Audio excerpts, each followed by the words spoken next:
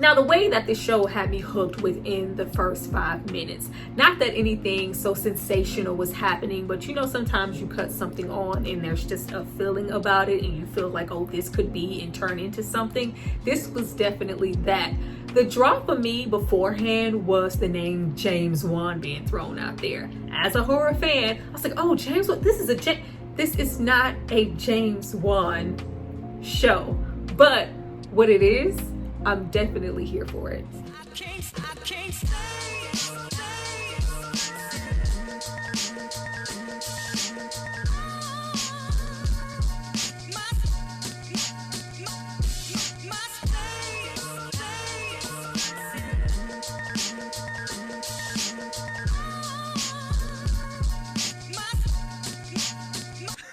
Hi you guys, welcome back to my channel. It's Tyra here with another struggle review, here to discuss Teacup.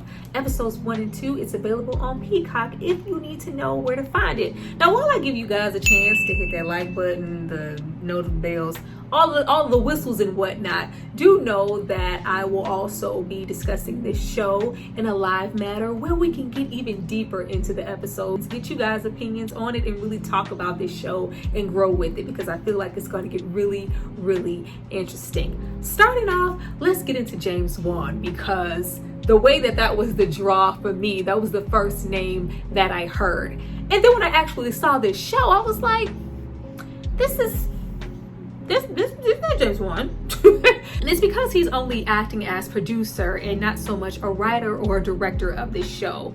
James Wan is building, cinematic universes that spawn into all of these franchises. His movies are normally dark and shadowy. He does a lot of atmosphere building. There's, that damn red lighting. There's themes of paranormal activity, possessions. There's always a couple of dolls, puppets, monsters, both human and monstrous alike.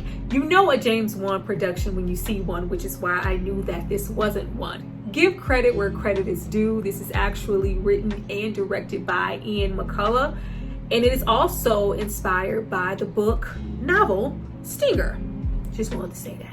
Now, definitely getting into these characters individually, because we do meet a lot of them within these 2 episodes. I do want to start off with that strong, heavy-handed allegory that we get with the temptress wasp in the teacup in the beginning of the show, hence the name. We have Mother Maggie and son Arlo capturing it to only go outside and set it free for the entire family and other inhabitants on this farm later to be captured and held up in that same way, not to be set free, to be very much contained. And from what we see at the start of this show with the bound, bloody woman running, murder maker, run, all while being chased by a dog, kind of rabbit herself, something is coming. And I do love we instantly go into victim mode when we see that bloody bound woman speaking what seems to be kind of gibberish, hoping that she probably escaped from her captor and that she's a sane woman who needs help. Girl, get to that farm, to only later feel like, oh, after we see what's taking place here, especially when we get into Arlo's character, someone clearly tied her up and bound her to save her from herself and also save her from harming others. Now we meet small town vet, wife and mother Maggie. Child, that's Serena. I don't care what she's in, I just saw Serena. It's gonna take me a minute to put that Handmaid's Tale on the ground and just see Maggie.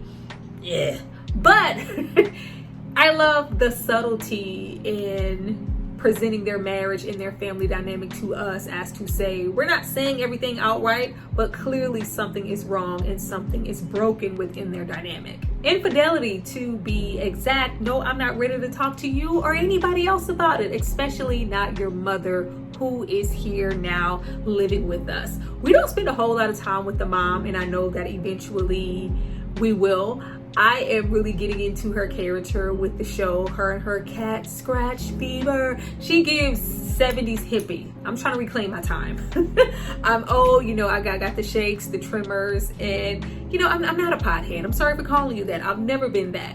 I'm just trying to have a good time while I'm still here and calm myself however I can. She seems to be the forever optimist. I like when the young man, the neighbor, the teen gets there and she speaks on always placing a but somewhere.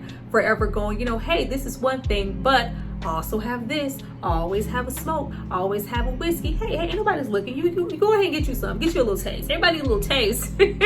And I feel like we're gonna see that really start to diminish within her as the show goes along, because we can only be an optimist in these type of situations for so long, because while we having cat scratch fever and getting our hippie vibes on and having a good time cooking in that kitchen, there are extremely high frequencies coming in on these radios.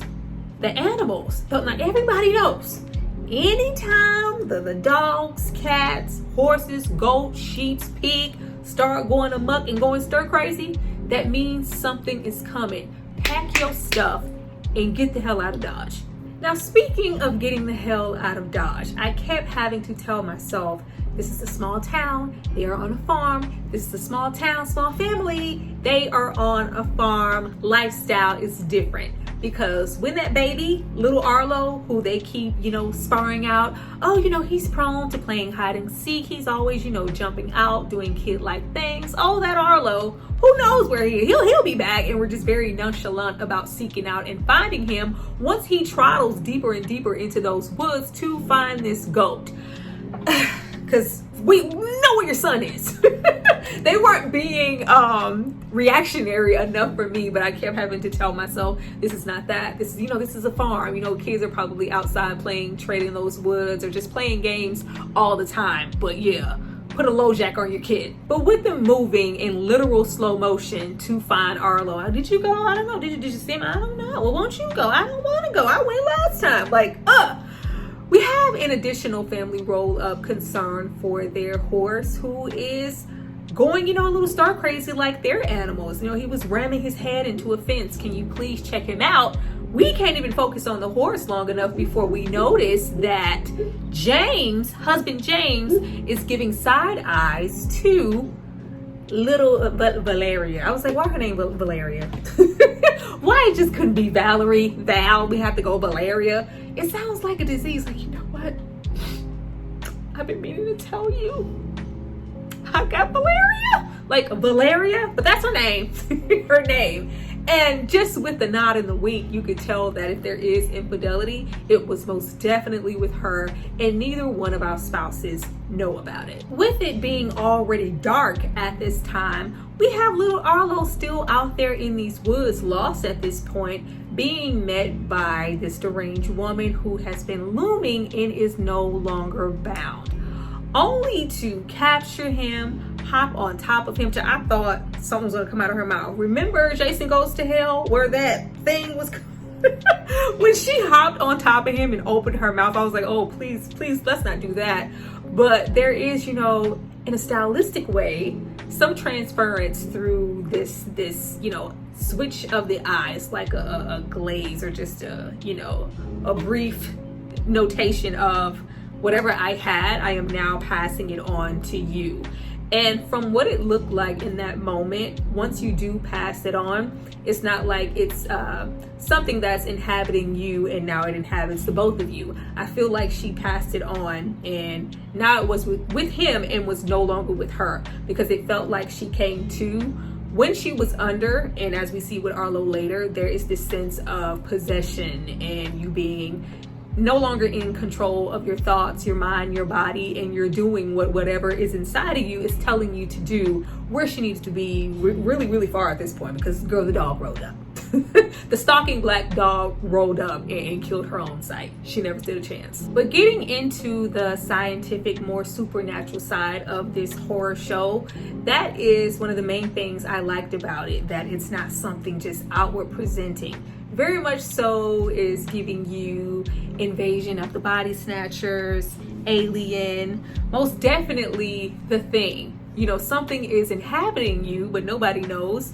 You could, look and be presenting as yourself, and we don't know what's up until it's too late. Really getting into that narrative later of don't trust anyone. Now, before I go any further, because I don't want to forget about the teenagers here in this story, they do have an older daughter. Mare, Meryl's here, and we don't learn a whole lot about her aside from her not only being the oldest, but she is extremely intelligent, smart, driven in school. She's always trying to be a high achiever, probably from the influence of her mother Maggie, who is depicted as always taking control, having the right answers, always knowing what to do, and her wanting to be just like her. We also just really get into the opposites of this young man from this family being really frightened. As soon as he arrives there on the farm with the horse and the wood lashed into the neck, and he clearly witnessed this hysteria, and it feels unsettling that something is coming. I don't know what's coming exactly, but I do know that I am terrified as hell. Know that you don't always have to be the strong, smart one. It is okay for you to be scared too. In fact, we can be scared together. We most definitely have to have somebody there for Marital to engage with within her own age group, because clearly we're going to be on this farm for quite some time. Now let me tell you where James messed up. James is over here confiding in his mistress because she's confronted him. Whatever this dynamic is, you're saying that she doesn't know. What I do know is you do still care. You care about your wife, you love her, and he decides to bring up a time where we had an additional Arlo situation. We lost one of our kids. We lost our oldest, Hansel and Gretel. She got in the oven, she got stuck. Oh, it was the most scariest thing. But made her husband promise that it would just stay between them and he would never tell anybody. And he decided to tell her, who conveniently brings it up directly by Maggie. Oh, girl, I know it's you. I don't need no confirmation. I know it's you. You are the person that my husband cheated on me with. Now, it is a whole lot to unfold with that. We don't know what has transpired in their marriage. Not that cheating would ever be the answer to anything, but I would like to know what pushed them so far apart that he felt like he needed to venture out of his marriage to find what he needed, and just how that dynamic works on this farm. We are clearly going to be stuck here for a long time, and we are stuck here with not only the mistress but also her husband, who does not know what transpired between the two. And of course, this is going to come out on top of everything else we have going on. Messy. Now, by the time we had shotgun-toting neighbor Don roll up with his wife in search for their dog, and now on the hunt for Arlo as well, it really made me pay attention more to James, or the lacking thereof with James. James really started to remind me of the dad from The Hills Have Eyes. You know how he goes through that full-on, transition with those glasses, trying to be really strong and face those inbred things to not only get redemption for what took place with the family, but just become a man's man. I have to be a protector. I have to be a provider. I can't forever be an optimist. There's nothing out there in those hills. Meanwhile, everybody did. Whatever they're about to go through is definitely going to have him alert and pretty hardened as a man. He gonna be toting a shotgun also. Because when Don was there and Don got the gun, and I'm so glad that Don's on our side and he's the one going out there in those woods. Lord knows, like, no, baby, you gonna have to be out there in the woods as well. Once we have imprinted on Arlo roll back up on the house, he is speaking in that same rhetoric as the woman who was, possessed before. Run, run, run, murder maker, run, murder maker. Like, and they're just like, oh, is he okay? Like, if y'all don't, even though at that moment we have everything start to happen, all of those, lights and appliances flickering, high frequencies, the animals, it all just kind of combust at one time to where nothing's starting. I was like, oh, that's interesting. That's interesting. When we had all of the lights, appliances, phone signal, cars, nothing started, as to say that you are trapped and you're not going anywhere. I was like, oh, that's interesting. I like that. What I did think was interesting was, how long are we going to let Arlo go off before we lock him in a padded room? Because I don't have time. I don't have time to be looking over my shoulder at Arlo. I'm finna say Serena.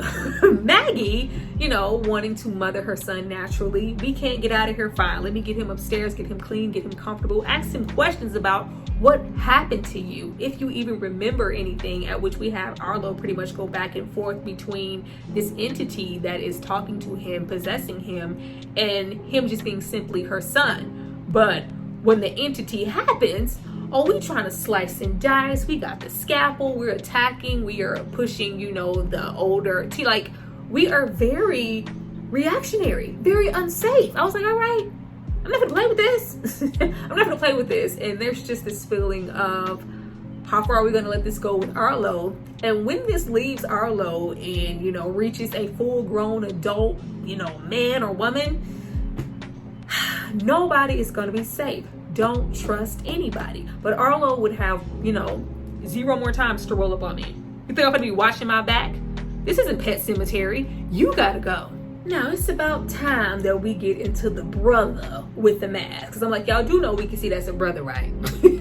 I know that they are trying to conceal his identity. I didn't know if that went for everything. But once we kind of got a shot of back, I was like, oh, that's a black man. That's a brother. Clearly somebody who has been tracking this situation to know that he even needed to stop there and literally draw a line in the sand. Somebody who has this gas mask on. I love how it's all patchy, like he'd been through some stuff, but it's literally giving, I've been where you are, and I don't have to be out here. If he has been safe or, you know, experienced this and survived this entire time, he could be, you know, out here being selfish, just trying to, you know, live his best life. It's none of my business. I made it out. But he is making it a point to not only track this entity, but mark this off for their safety. This isn't for my safety. I don't care about you coming out. I'm clearly good. But if and when you step outside of this line, plow, it's over. It's over. And that's something that he didn't have to do. Now, when the family spots him, like, oh my God, it's somebody with a working car. Let's go. And we have the gun. Then we have the sign. I'm not taking off this mask, so I'm going to get Dawn of the Dead, the situation. The messages couldn't have been more vague. Like, don't trust anybody. Stop there. Don't cross the line. Can we put don't cross the line or you will die? Can we put that on the signage? Like, can we put a little bit more verbiage on there? I don't know if he's been through this so many times and he just feels like, you know, they never listen. Why am I even gonna give my effort? Eventually somebody's gonna cross the damn line, at which they do. Now, Don's wife, I didn't even bother to learn, was it Claire? Claire, I was happy to see her go. I was happy to see her go. First of all, let's take a moment on Don and this dog, because Don was running for his life from this big ass dog. The way that he got through the fence and that dog jumped on him and they was just like, oh God, Don, what do we do now? Like, y'all not gonna help the man? We already short on people. We need all the muscle we can get. Like, it's just, oh God, if somebody could just help him. Thankfully, Don just happens to have enough strength to throw this dog outside of the line. Clearly, it was filled with this imprinted energy, waspy, whatever as well. And the graphics of it just kind of opening up from the inside, that was very interesting. It's very different. I appreciated that. I appreciated that, and I appreciated how practical it looked. I was like, ooh, you know, my horror loving ass. I liked it. I really, really liked that. But it's just like, oh, if that's the dog, this is, you know, no games to be played. Most definitely do not step the hell out of this line. Harley, I got my dog. That was probably just a warning shot. I was like, hey, you know what? We don't have time to play with you, ma'am. I knew if she stayed alive, she was going to be getting on my nerves. So yeah, she needs to go. She needed to go. When, you know, cat scratch fever, I'm gonna learn everybody's name soon. Granny is gonna be cat scratch fever now. You know, we're gonna find Arlo. We got some whiskey, we got some bud. It's the 60s. Love, peace, you know, man, you know, make love, not war, man. We're gonna be okay. But you know, hey, what if we're not okay? Sometimes children are not okay. Claire was trying to rationalize and make sense of something. Going out there. Now, the graphics of them trying to run and warn her and the whole dog situation was really, really well shot.